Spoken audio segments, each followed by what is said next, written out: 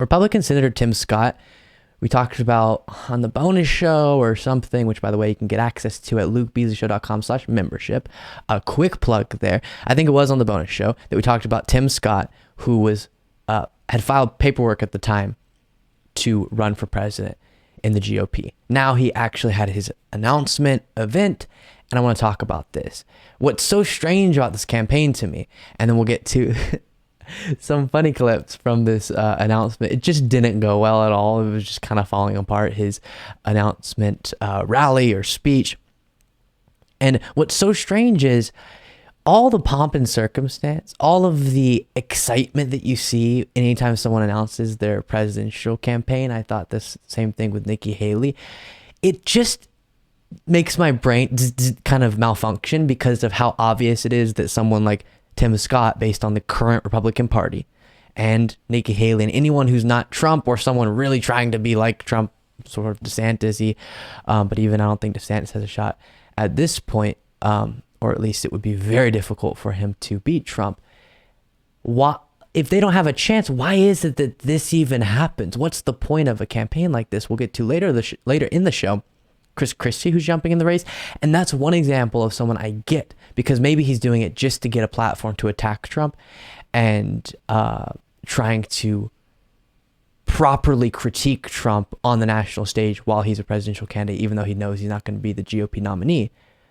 But someone like Tim Scott, at least everything that we can see as of now, it seems like he thinks he could win, even though that just, in my mind, is very unreasonable. But with that being said, let's dive into some moments from his announcement event, starting with this. Hello, North Charleston! Here, the volume wasn't exact. Let me play that one more time. Hello, North Charleston! Oof. I gotta tell y'all though, everyone's obviously making fun of him for that voice crack, and that was pretty severe. Not the best way to start a presidential campaign, but I say, I recently got sick, as some of you might remember, and was having some voice cracks of my own, and I really appreciated that no one was making fun of me. So I'm gonna not make fun of Tim Scott for that, but we will continue forward. I didn't love the vibe just because it felt pretty manufactured that he gave off when he actually made the announcement here. That's why I'm announcing today that I'm running for president of the United States of America. That's why.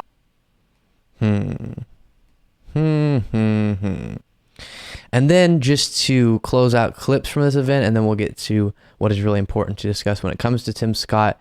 Here is this when the audio goes out. Are strong, but our president is weak. America is not a nation. Oh, and it's gone. And then this clip goes on for a long time while he tries to figure out the audio situation, which I've had a lot of situations, especially recently, with audio specifically in regard to this show. So that's another area that I just can't blame him for, even though I am taking a negative stance on this campaign. Generally, the audio stuff, you just can't control it sometimes. I had a whole show recently that I did. It was great. It was the best show I ever did. And then there were horrible audio problems when I went back and listened to it. Brutal. But I want to show you a clip that we've gone over in the past, and we just did when talking about his filing of paperwork. But I want to go over this again and then discuss what this represents, why Tim Scott's not going to be able to do well in a campaign, or one of the reasons against Trump. And this is from a recent-ish interview on Sean Hannity's show. What are the differences in terms of policy positions that, for example, you may have with President Trump? Probably not very many at all. I am so thankful that we have President Trump in office. Frankly, the policies that we were able to pass from 2017 to 2020 were monumental, and thank God. What are the... So then he goes on in that interview to explain that he has a different set of experiences and a life story, and that's kind of what he goes back to, his life story, when he gets asked a question like that about Trump. But that represents why all of these candidates, Nikki Haley, Vivek Ramaswamy, I saw Larry Elder did officially announce, but no one's talking about that. There's one other, I keep even forgetting his name, billionaire guy who's technically running, and then Tim Scott as well. All of them just don't seem to be willing to criticize Trump. And the DeSantis, who is the only one who has some sort of shot, also won't criticize Trump aggressively. Maybe a little more than Tim Scott is willing to at this point in time, but pretty soft.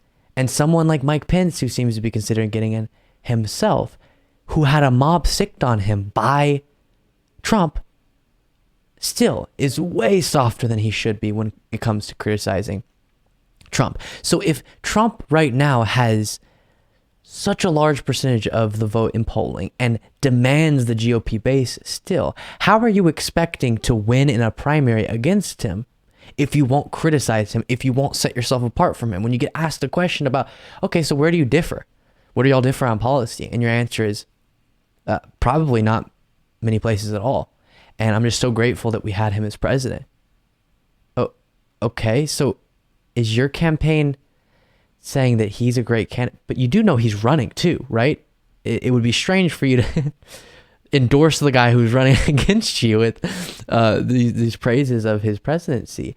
And I mentioned this during a past segment with Josiah from the Pondering Politics YouTube channel, and we were talking about how this is sort of logical if you weren't running against Trump. For example, after Obama got out of office during the 2020 or 20, definitely 2020, this happened, Democratic primary, probably even in the 2016 primary. Definitely. There were a lot of praises about Obama on debate stages and stuff like that. That makes sense because he's not running, right? It doesn't make sense when someone's running and you're praising them a bunch about how amazing they are, because then the voters can just pick them. And so Tim Scott, Nikki Haley, all these people will have to decide, how do I set myself apart from Trump? But they're too afraid to because of his control over the base, and that's the conundrum that they're in, and they're not going to get out of it, it seems. Or the pickle that they're in, you could say that as well. And one sign that this campaign's not threatening to Trump in the slightest is the fact that this was his response on Truth Social. Remember, one of the other people who is currently about to be running against Trump, DeSantis, is Trump's obsession. So he's not someone who just respects the other candidates in the field. If he's threatened, he's going to go nuts about that person, as he's doing with DeSantis. But with Tim Scott, he says this: good luck to Senator Tim Scott in entering the Republican presidential primary race. It is rapidly loading up with lots of people, and Tim is a big step from Ron DeSanctimonious, who is totally unelectable. I got opportunity zones done with Tim, a big deal that has been highly successful. Good luck, Tim. I think nothing should make Tim Scott more sad after this announcement than seeing that Trump is clearly not concerned at all, because I think that's a correct assessment, not something Trump's used to, but in this case, a correct assessment of the situation. He doesn't need to be threatened by Tim Scott. The only person who really stands a chance of defeating him is DeSantis, and even DeSantis' poll numbers are dropping severely. And over the weekend, we're not going over this on the show today, but there were some more awkward DeSantis clips floating around, emphasizing the fact that he does need, as Trump once said, a personality transplant. We went over that video that Trump did. Many of you in the comments said, hey, Trump doesn't have one either. I hear you. I just think that's a funny line. But let me know what you think of Tim Scott's campaign in the comments.